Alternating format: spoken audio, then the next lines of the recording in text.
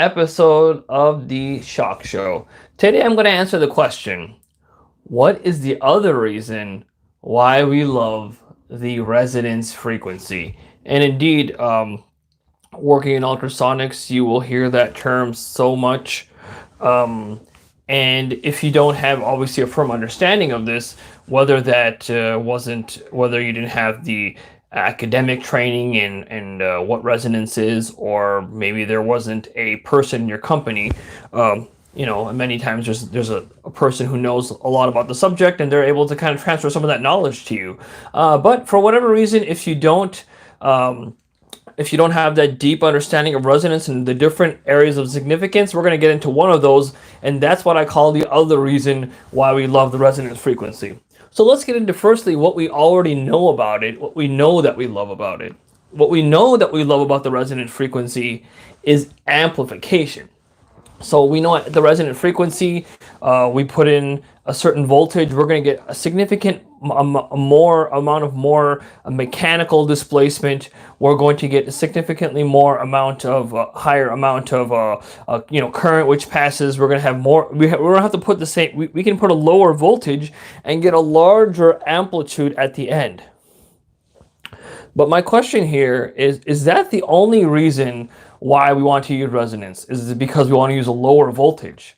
And the answer is no. The only reason that we use resonance is not just to get a higher amplitude. And one kind of interesting point, and I may not kind of fully flesh this out in this video, but I will get to it in some aspects in this video also, and also another one, is anti-resonance. So in devices that use transducers operating at the anti-resonant frequency, there's no voltage gain there.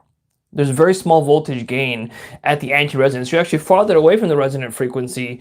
You don't have the amplification that you do from voltage to displacement. Yet we still have devices using anti-resonance, and you're going to have to put a kilovolt of voltage in order to produce the desired effect, versus the resonant frequency you may only use 100 volts or lower. But anti-resonance, that actually is an interesting concept. Why we use anti-resonance. Part of this discussion is going to answer that. So here's also, again, what we know about resonance. X is, displacement or strain, however you want to call it. Let's say displacement at the tip of a transducer. As we get to the resonant frequency, we have maximum amplitude. We love that. We love operating in this area because we don't have to put as much voltage. We have the amplification factor, and we have this resonance, anti-resonance phenomenon, and we know we're trying to get to the minimum impedance point for the most part in transducers. All right, seems like I got the... But what is the other reason why we use the anti-resonance frequency? And this also helps us to understand partially why we would even venture to use anti-resonance, and why that could even be a thing, that you don't operate your transducer at the resonant frequency where you have maximum amplification of voltage to displacement. So what's the other reason that we should have in mind? The other reason is this, that around the resonance frequency, not just precisely at it, around that resonant frequency and the frequency domain around that area, we continue to have a mode shape. I just drew a transducer here. This is so we have, let's say a nodal point right there. You might want to clamp your transducer here. Here we have a horn, which have a lot more displacement. Here we have the piezo is not exactly at the nodal point, but close, so that they're effectively applying their generated stress into injecting energy into the device. And then we have this back mass, but the mode shape I want to point out is conserved. Let's say your transducer was a 40 kilohertz device, and let's say your anti-resonance was 42 kilohertz. So from, let's say, 38 or 35 kilohertz to all the way up to 45 kilohertz, you have the same resonant mode. The relative displacement for any applied voltage, the relative displacement across the device will be the same. So if you normalize this pattern, despite the frequency around the resonance, because that resonant frequency, specifically specifically dictates, the sound and how the displacement and the energies are shared between the components. But the fact is that that mode shape remains the same. And what's the important part about the mode shape?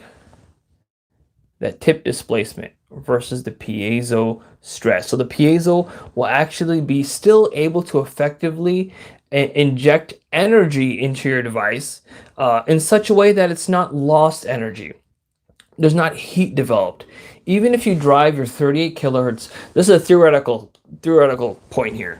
If you drive your 40 kilohertz resonator at 38 kilohertz, and you provide the appropriate extra voltage at that 38 kilohertz in order to match the impedance, let's say, or match the amplification. Let's say there's 20x improvement in displacement by operating at resonance. So you have to put 20 times more approximately at 38 kilohertz. Let's say the gain of that frequency is nominal. So let's say you have to put 20 times more voltage at 38 kilohertz than 40.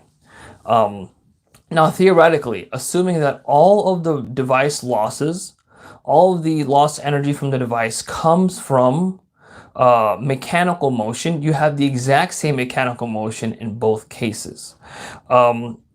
So this is the kind of other reason, and this kind of highlights a point. So you can just as well design a device at 38 kilohertz operating with 20x voltage, and you don't need to do all this like frequency compensation stuff going on while your transducer is operating.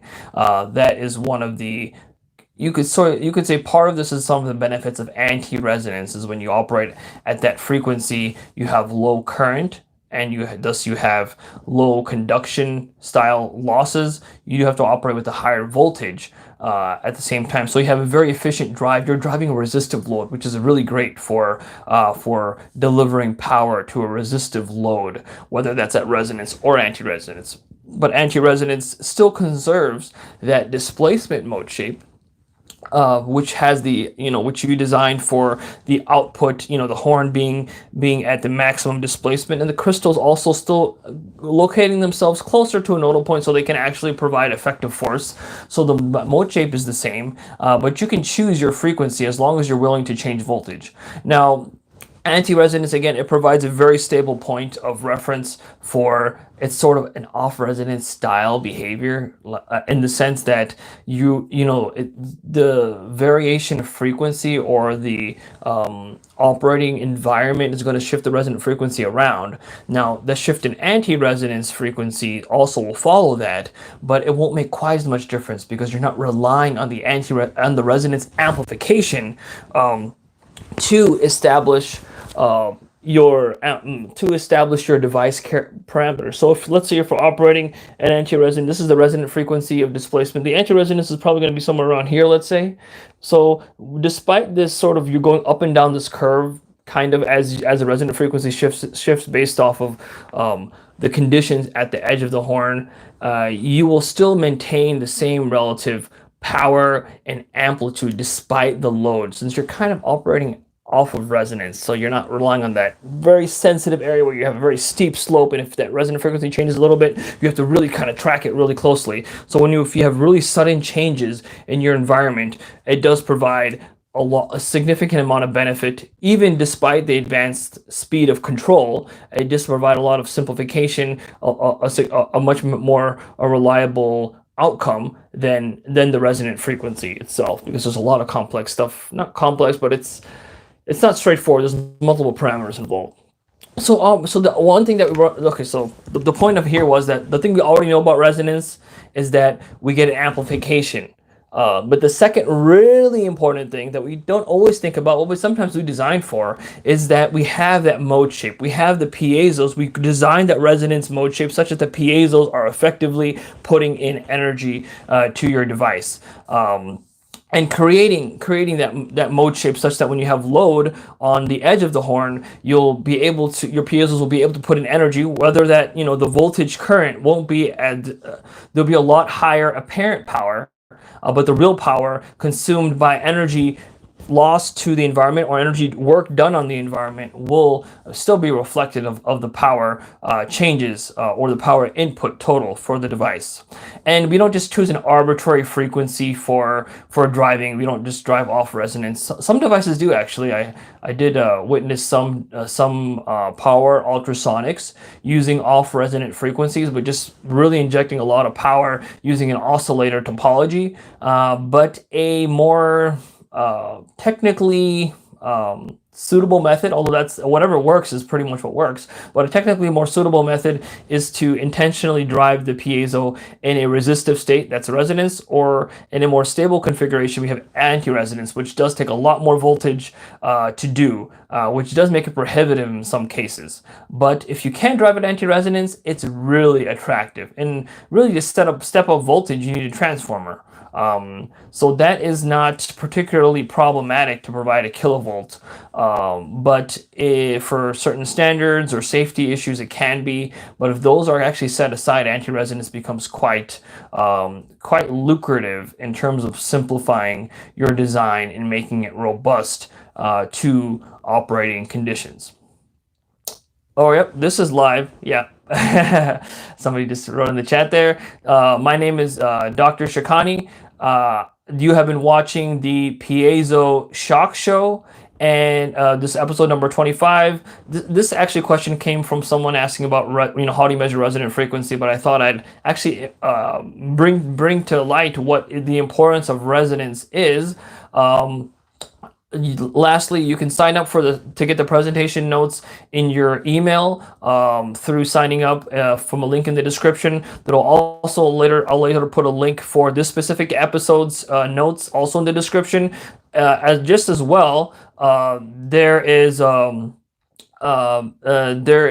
link to understand and kind of get a better idea about my consulting services and prices regarding ultrasonic product development. All right, I'll see you in the next episode, number 26. Thanks for watching.